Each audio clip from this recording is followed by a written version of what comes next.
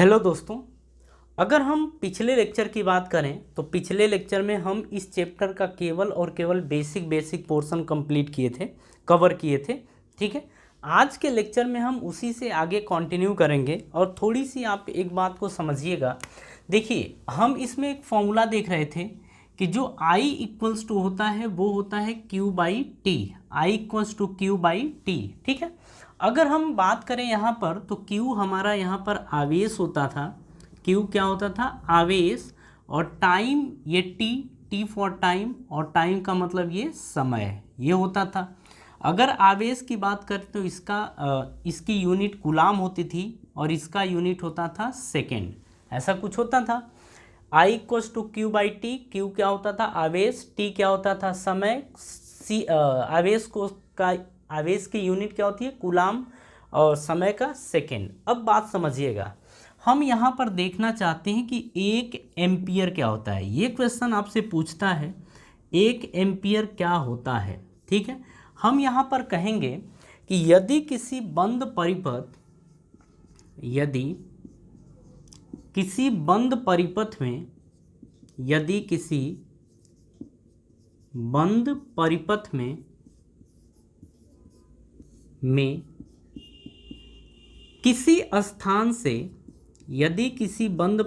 में किसी स्थान से एक सेकेंड में एक कूलाम आवेश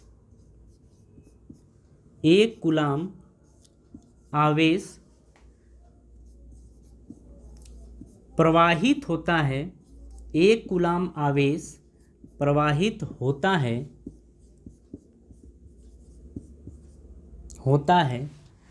तो परिपथ में बहने वाली धारा का मान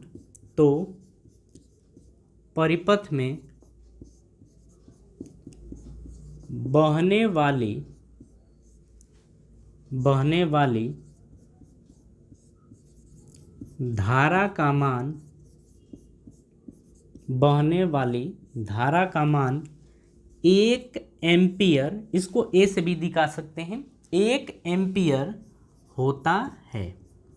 1 एम्पियर होता है। जरा इस चीज को आप समझिएगा। ठीक है, हम करें कि 1 एम्पियर क्या है। तो देखिए, यदि किसी बंद परिपथ में किसी स्थान से एक सेकेंड में एक कूलाम आवेश प्रवाहित होता है तो परिपथ में बहने वाली धारा का मान 1 एम्पियर होता है। वो यहीं से निकल के आया है। अगर मान लीजिए कि आवेश जो है वो 1 कूलाम प्रवाहित हो किसी स्थान से कितने सेकेंड में? 1 सेकेंड में, तो इसका मतलब कि उस तार में, उस परिपथ में बहने वाली जो धारा है उसका मान क्या होगा? 1 एम्पियर होगा। देखिए, ये जो आता है ना, ये डायरेक्ट आपसे पूछा जाता है। ठीक है, आपसे पूछा जाता है कि 1 एम्पियर आखिर होता क्या है। तो अब आप ये लिखेंगे और 1 एम्पियर आपका आ जाएगा। ठीक है, चलिए अब हम देखेंगे ओम के नियम को कि आखिर ओम का नियम क्या होता है। तो देखिए, हेडिंग हमारी होगी ओम का नियम। और ये ओम का नियम जो देख रहे हैं ये अपने आप में काफ़ी इम्पोर्टेंट होता है। ये एग्ज़ाम में आपसे पूछता भी है कि ओम्स लॉ आखिर होता क्या है। तो देखिए, हम ये कहते हैं कि किसी कंडक्टर यानी कि किसी चालक की अगर भौतिक अवस्था में अपन कोई भी परिवर्तन ना करें, जैसे ये ना इसकी लंबाई बढ़ाएं, ना इसका क्षेत्रफल बढ़ाएं, ना इस पदार्थ को चेंज करें, ना ही अपन इसको बोलें कि जो इसका टेम्परेचर, जो ताप है, ना ताप बदलें ना दाब बदलें, मतलब भौतिक अवस्था में अपन कोई भी परिवर्तन ना करें, तो इसके सिरों पर लगाए गए विभवांतर और इसमें बहने वाली धारा का अनुपात बराबर होता है या नियत होता है।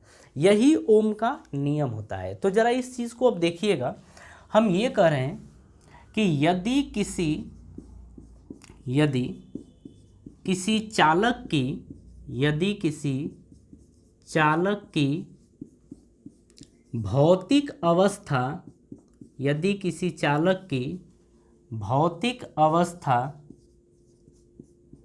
जैसे में हम बोल सकते हैं, भौतिक अवस्था जैसे ताप, दाब, लंबाई क्षेत्रफल आदि बोल सकते हैं, आदि अवस्था आदि में कोई परिवर्तन ना करें, कोई परिवर्तन ना करें तो उसके सिरों पर लगाए गए, तो उसके सिरों पर लगाए गए विभवांतर, उसके सिरों पर लगाए गए विभवांतर तथा उसमें बहने वाली धारा, उसमें बहने वाली धारा, बहने वाली धारा का अनुपात, धारा का अनुपात नियत रहता है, धारा का अनुपात नियत रहता है। बात कुछ कुछ समझ में आ रही है? ये हम क्या बोल रहे हैं? हम ये बोल रहे हैं कि अगर किसी चालक की भौतिक अवस्था में कोई परिवर्तन ना करें तो उसके सिरों पर लगाए गए विभवांतर और उसमें बहने वाली धारा का अनुपात क्या रहता है? नियत रहता है। ठीक है, अगर मान लीजिए हम करें कि जो विभवांतर है, अगर विभवांतर की बात करें तो विभवांतर अगर V है और उसमें बहने वाली जो धारा है वो I है, तो हम कहेंगे यहाँ पर कि V और I का अनुपात हमेशा क्या रहेगा? नियत रहेगा, यानी कि कांस्टेंट, यानी इसको नियतांक बोल सकते हैं कि दोनों का अनुपात क्या रहेगा? नियतांक, जिसको अपन बोलते हैं कांस्टेंट। कांस्टेंट ये रहने वाला है। ठीक है, और यहाँ पर जो आप नियतांक देख रहे हैं ना, ये जो नियतांक होता है ये प्रतिरोध होता है। यही नियतांक क्या होता है? प्रतिरोध होता है, प्रतिरोध। ठीक है, यानी कि तार का प्रतिरोध यही होता है। तो अपन यहाँ से बोल सकते हैं कि V/I जो होता है वो R के बराबर होता है। और R यहाँ पर क्या है? R यहाँ पर प्रतिरोध है, I क्या है? धारा है, V क्या है? विभवांतर है।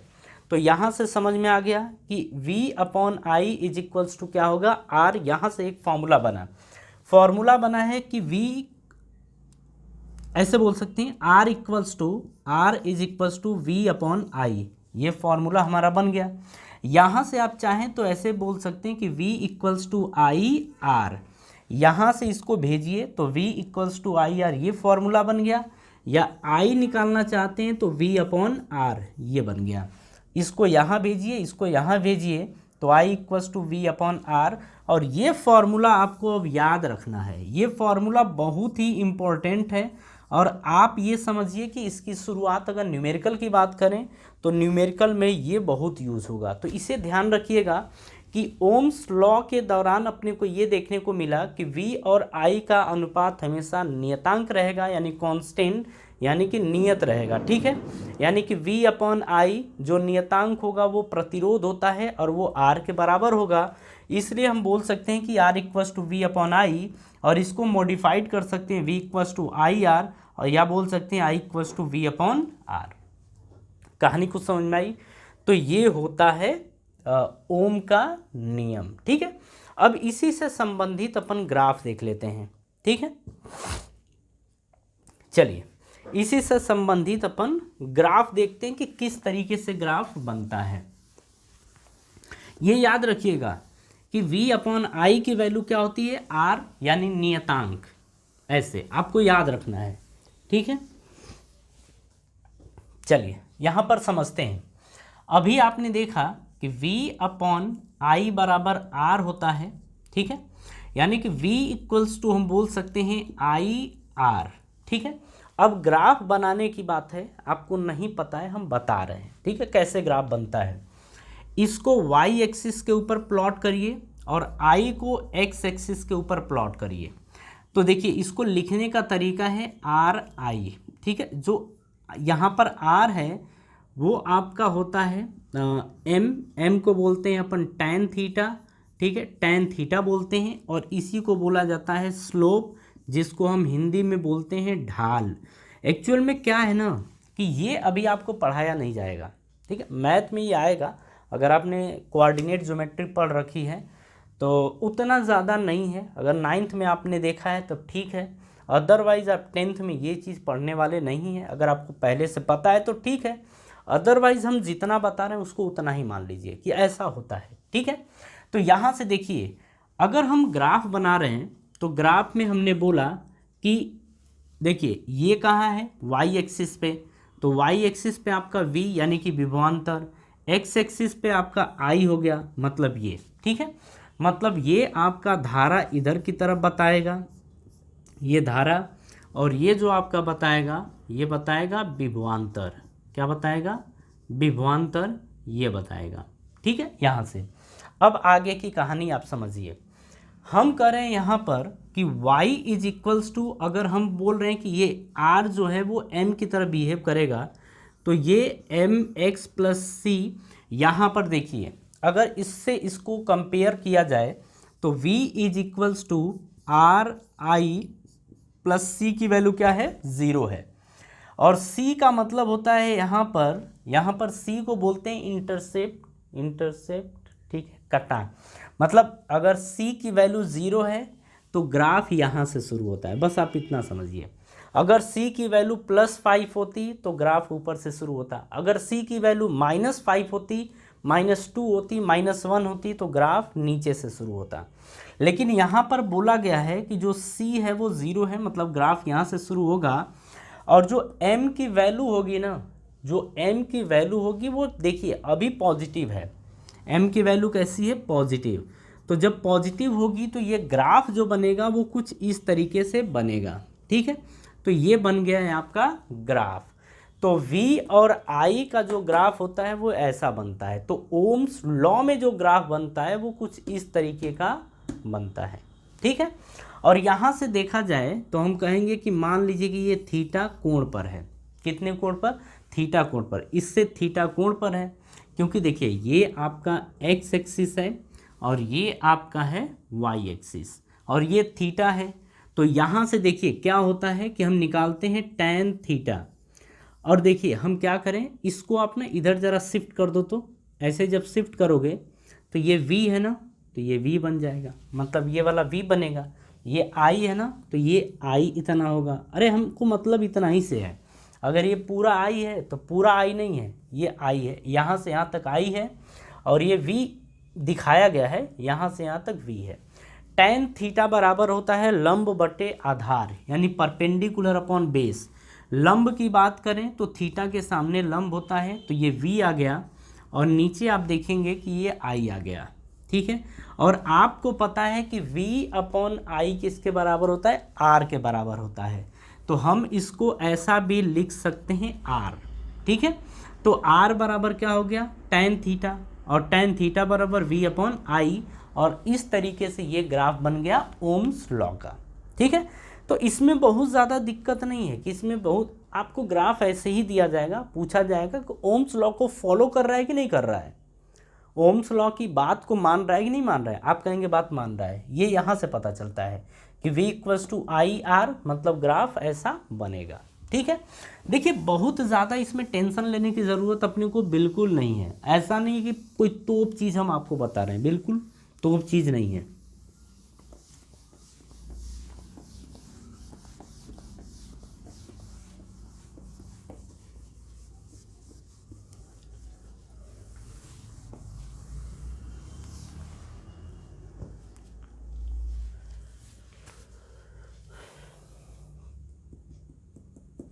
अब आपको क्या बताएं, अच्छा हाँ, अब अपन प्रतिरोध देख लेते हैं। हम देखते हैं कि प्रतिरोध आखिर क्या होता है, ठीक है। प्रतिरोध जिसको बोलते हैं, अच्छा इसको हम बोल सकते हैं विद्युत प्रतिरोध या वैद्युत प्रतिरोध। वैद्युत प्रतिरोध इसको बोलते हैं इलेक्ट्रिक रेजिस्टेंस, इलेक्ट्रिक रेजिस्टेंस इसको ये बोला जाता है। अच्छा केवल इसको ना रेजिस्टेंस भी अपन बोल सकते हैं, यानी कि केवल प्रतिरोध, वैद्युत प्रतिरोध, या केवल हम प्रतिरोध बोल सकते हैं। अब जरा इस चीज़ को समझिए, ये प्रतिरोध आखिर है क्या।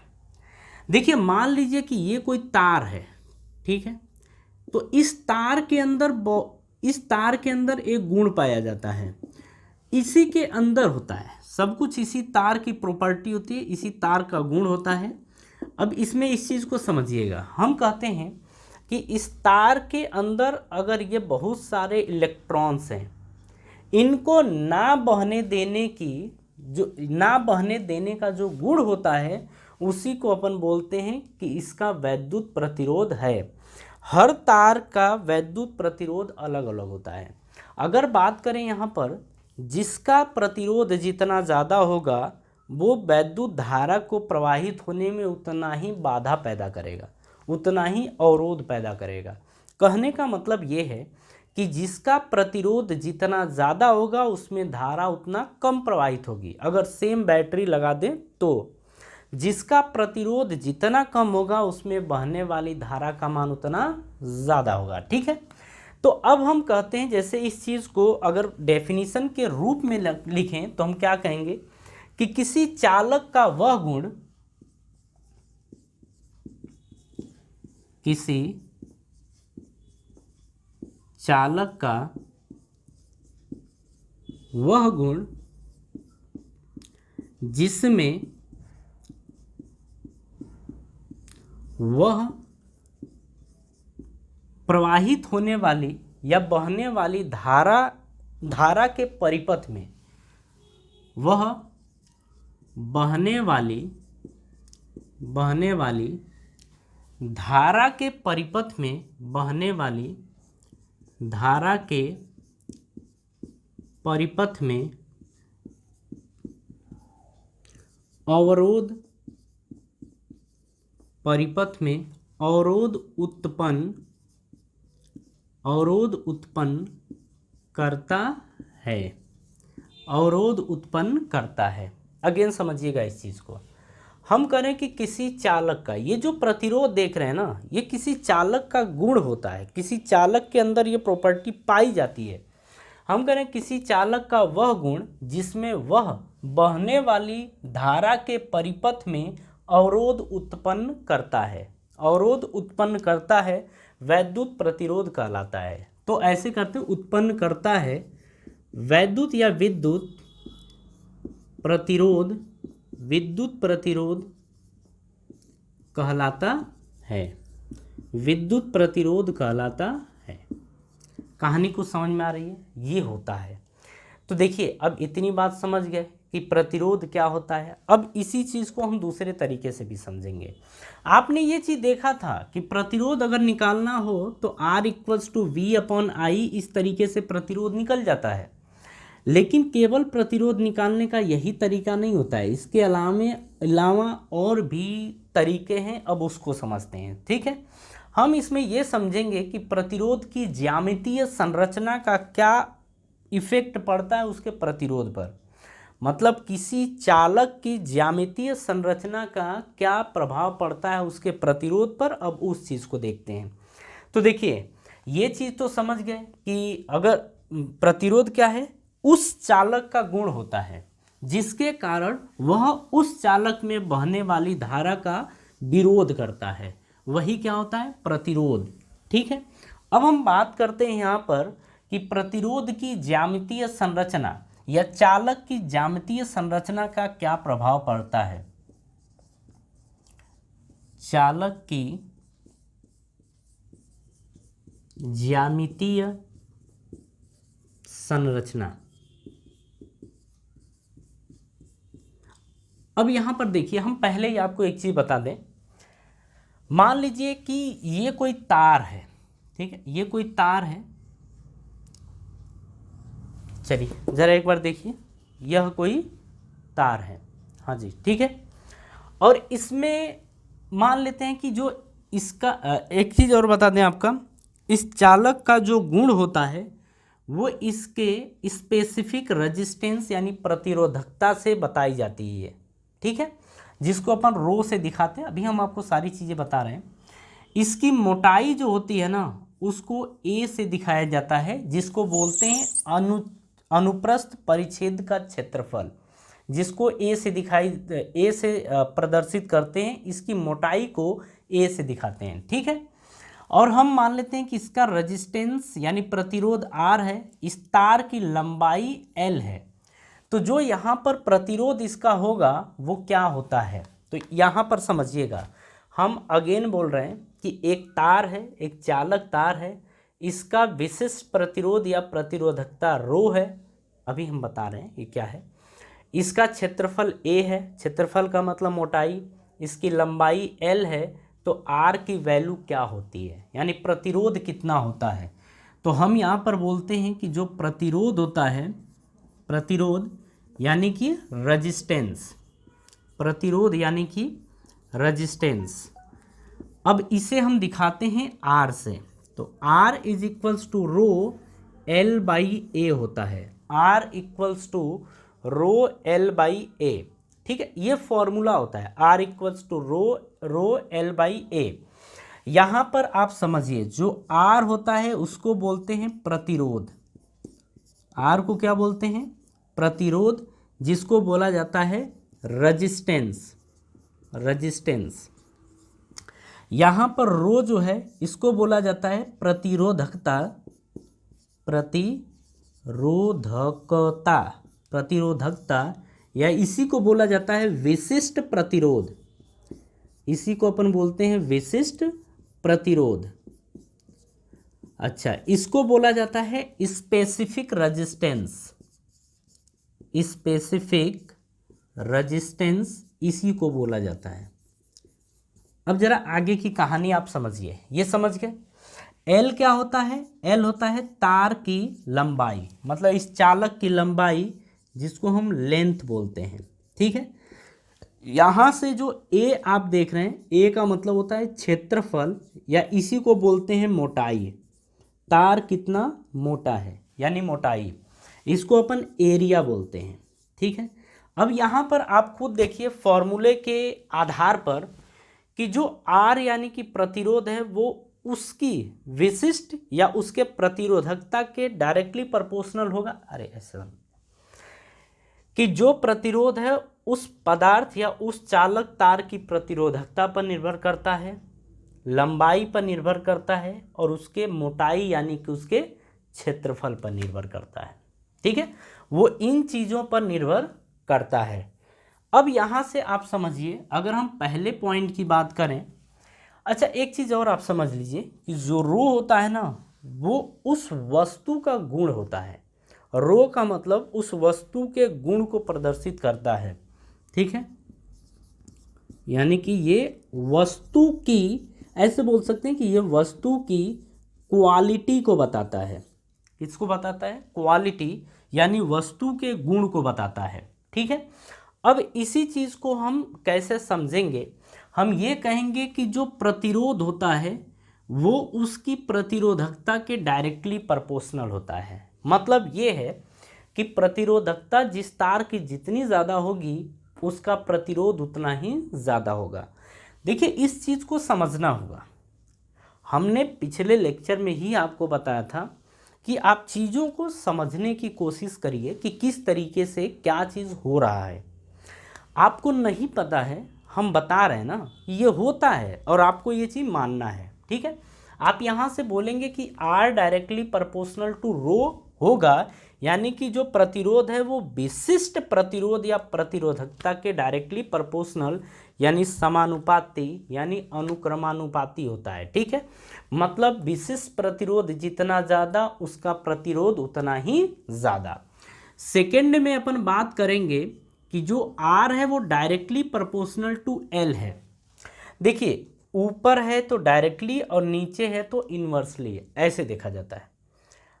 R directly proportional to L, हम यहाँ पर क्या बोलेंगे कि जिस तार की लंबाई जितनी ज़्यादा होगी उसका प्रतिरोध उतना ही ज़्यादा होगा। कहने का मतलब ये है कि मान लीजिए कि ये दो चालक तार है, मान लीजिए आप देख रहे हैं कि इसकी लंबाई ज़्यादा है क्योंकि ये जो कैप है ना वो इधर लगा है, तो देखिए लंबाई इसकी ज़्यादा है।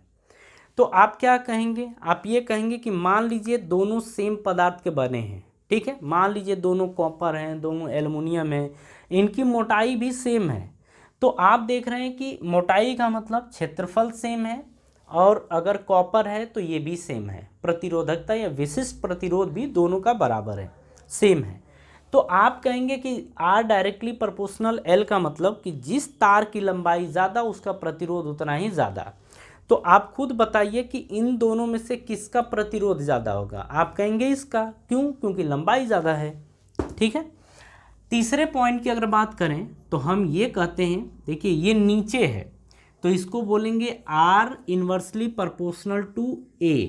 ठीक है। हम ये कहेंगे जो तार जितना मोटा होगा उसका प्रतिरोध उतना ही कम होगा, क्योंकि देखो ये ज़्यादा तो एक में जब इससे भाग देंगे तो कम आएगा।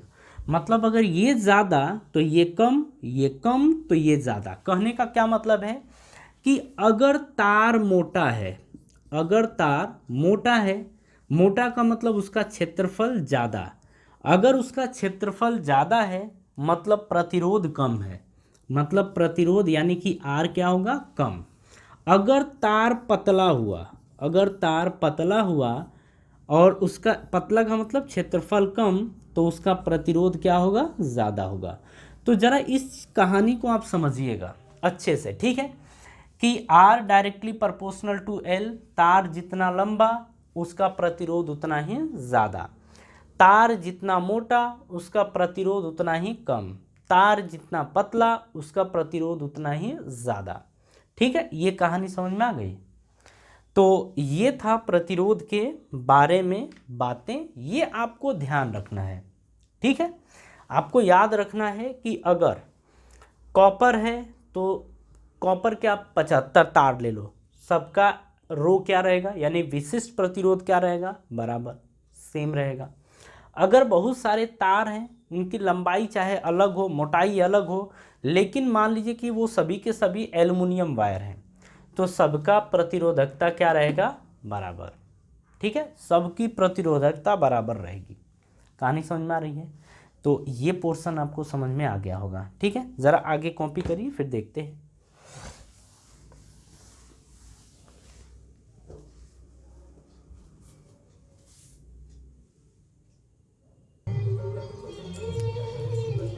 हाँ जी, हाँ जी, एक मिनट रुकिए, थोड़ा सा इधर। हाँ चलिए, अब समझते हैं आगे। देखिए, इसमें हम प्रतिरोधकता के बारे में एक इम्पोर्टेंट पॉइंट बताते हैं जो आपको ध्यान रखना है। ठीक है, अब उस चीज़ को अपन समझते हैं, इसको नोट में समझेंगे।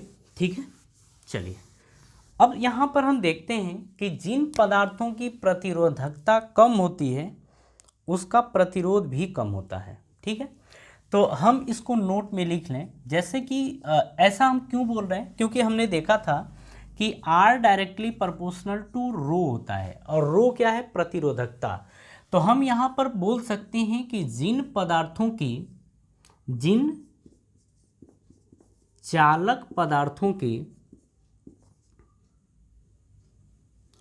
जिन चालक पदार्थों की प्रतिरोधकता, जिन चालक पदार्थों की प्रतिरोधकता कम होती है, कम होती है, उनसे संयोजक तार बनाए जाते हैं, उनसे संयोजक तार, संयोजक तार, जिसको हम बोलते हैं connecting wire, connecting wire, spelling थोड़ा संभाल लेना। संयोजक तार बनाए जाते हैं, संयोजक तार बनाए जाते हैं। अब इस बात को ज़रा समझिएगा। हम बोल रहे हैं कि जिन चालक पदार्थों की प्रतिरोधकता यानी कि रो, ये जितना कम होगा ये भी उतना ही कम होगा। प्रतिरोधकता कम होती है, उनसे संयोजक तार बनाए जाते हैं, क्योंकि इनका प्रतिरोध भी कम होता है, क्योंकि इनका प्रतिरोध भी कम होता है, क्योंकि इनका प्रतिरोध भी कम होता है। कहानी को आगे जरा समझिएगा। ठीक है, अगर हम कहें कि ऐसे कौन से पदार्थ हैं जिनसे संयोजक तार बनाए जाते हैं, जिनकी प्रतिरोधकता कम, जिनका प्रतिरोध कम होता है, तो आप इसमें एग्जाम्पल के तौर पे ले सकते हैं चांदी, जिसको हम बोलते हैं सिल्वर, ठीक है। आप बोल सकते हैं कॉपर, जिसको बोलते हैं अपन तांबा, तांबा यानी कि कॉपर। और आप इसमें एक और ले सकते हैं, आप एल्युमिनियम ले सकते हैं, एल्यूमिनियम।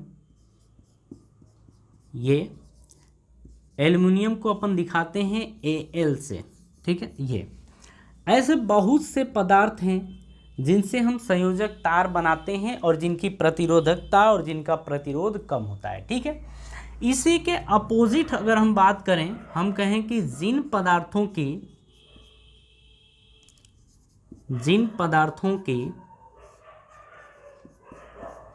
प्रतिरोधकता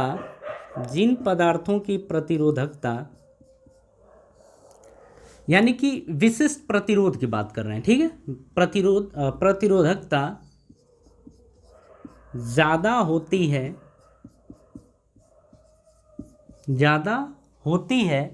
एक मिनट यार, सॉरी, हाँ, जिन पदार्थों की प्रतिरोधकता ज़्यादा होती है उनसे प्रतिरोध तार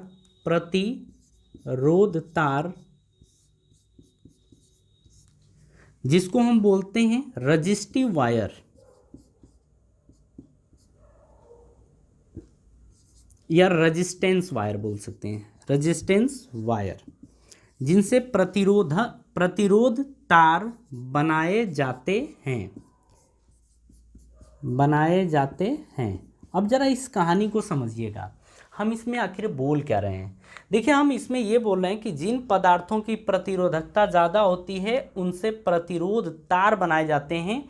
यानी कि आप देखते हैं कि जो घर में एक स्विच वो लगा होता है ना, कटआउट, जिसको कटआउट बोलते हैं, कटआउट में जो तार लगा होता है ना, वो रेजिस्टेंस वायर होता है, यानी कि प्रतिरोध तार होता है।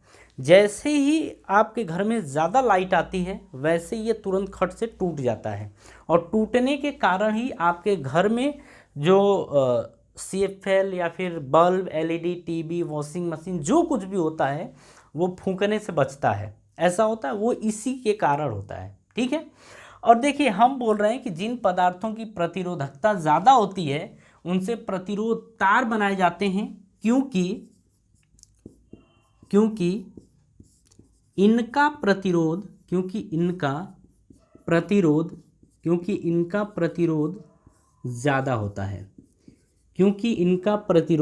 ज़्यादा होता है, ठीक है। कहानी समझ में आ गई। अब ऐसे पदार्थों में आप देख सकते हैं जैसे नाइक्रोम, फिर मैग्नीन, ये, फिर आप ले सकते हैं कॉन्स्टेंटन,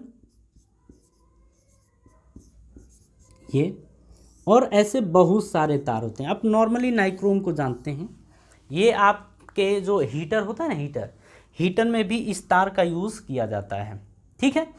तो ये कुछ कहानी थी, कुछ इंपॉर्टेंट पॉइंट्स थे जो आपको ध्यान रखना है। देखिए, कुछ बातें तो अपने को याद रखनी पड़ती है ना, जो अपन डेली लाइफ में चीज़ें देखते हैं उसमें कुछ बातें अपने को याद रखनी चाहिए।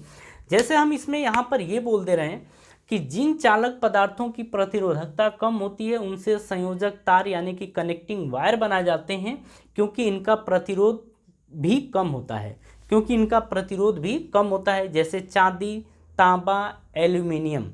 अगर आपसे ये पूछे कि ऐसा कौन सा पदार्थ है जिसकी प्रतिरोधकता सबसे कम होती है या जिससे वैद्युत धारा आसानी से प्रवाहित होती है, तो इसमें केवल और केवल सिल्वर होता है, केवल चांदी ऐसा पदार्थ है जिसका रेजिस्टेंस बहुत कम, यानी कि प्रतिरोध बहुत कम, प्रतिरोधकता बहुत कम, और इसीलिए हम कहते हैं कि इससे जो करंट होता है, वैद्युत धारा होती है, वो ज़्यादा से ज़्यादा प्रवाहित होती है, ठीक है। कहानी समझ में आ रही है। तो ये होता है। अब हम करें जिन पदार्थों की प्रतिरोधकता ज़्यादा होती है उनसे प्रतिरोध यानी कि रेजिस्टेंस वायर बनाए जाते हैं, क्योंकि इनका प्रतिरोध ज़्यादा होता है, जैसे अपन नाइक्रोम, मैग्नीन, कांस्टेंटन ये बोल सकते हैं। ठीक है। अब यहाँ पर आप ना एक से दो पॉइंट और हैं, उन्हें याद रखिएगा किसी भी तार के बारे में। देखिए ये अपने आप में इंपॉर्टेंट पॉइंट्स हैं, इनको आप भूलिएगा नहीं। ऐसे ऑब्जेक्टिव क्वेश्चन भी बनते हैं, कम से कम आप याद रखिएगा कि जो चांदी होता है उससे जो वैद्युत धारा होती है वो ज़्यादा से ज़्यादा प्रवाहित होती है, क्योंकि उसका प्रतिरोध बहुत कम होता है। अब आप सोचेंगे कि चांदी के फिर क्यों नहीं तार बनाते हैं, कॉपर के क्यों बनाते हैं। देखिए कॉपर में जो लागत होती है वो कम होती है, लेकिन चांदी का तार बनाने का मतलब है कि वो चोर ही काट ले जाएंगे ना। चोर से बचाने के लिए वो कॉपर वायर यूज़ किया जाता है, क्योंकि चांदी काफ़ी महंगा होता है और कॉपर उसके तुलना में सस्ता होता है। ठीक है। चलिए अब यहाँ पर कुछ बातें और हैं जिसे आप ध्यान रखिएगा। देखिए अगर हम विशिष्ट प्रतिरोध यानी कि प्रतिरोधकता की बात करें तो केवल और केवल चालक पदार्थ की प्रकृति पर निर्भर करता है। तो हम यहाँ से ये बोल सकते हैं कि विशिष्ट प्रतिरोध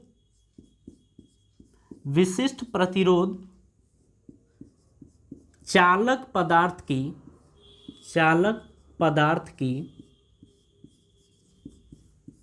प्रकृति पर निर्भर करता है। चालक पदार्थ की प्रकृति पर निर्भर करता है। ठीक है। उसकी लंबाई, मोटाई आदि पर नहीं। इसका मतलब समझ पा रहे हैं आप। जैसे हम ये बोल रहे हैं ना कि अगर मान लीजिए दोनों एक ही तरीके के पदार्थ हैं, मान लीजिए दोनों एल्युमिनियम है, तो जो इसका विशिष्ट प्रतिरोध रहेगा ना वो दोनों का बराबर रहेगा। आप चाहे इसको छोटा कर लो, चाहे ये कर लो, एक ये ले लो, ये ले लो, एक मोटा ले लो, एक पतला ले लो, कोई फर्क पड़ने वाला नहीं है। ठीक है। केवल और केवल पदार्थ की प्रकृति पर निर्भर करता है, उसकी लंबाई, मोटाई, चौड़ाई आदि पर नहीं करता है। कहानी समझ में आ रही है। तो चलिए जी देखिए इसमें हम बहुत सारी बातें सीखे हैं। ठीक है। अब इसके आगे की कहानी हम नेक्स्ट वीडियो में कवर करेंगे। ये वीडियो आपको समझ में आई होगी तो आप इसे लाइक ज़रूर करिए। ठीक है। Thank you.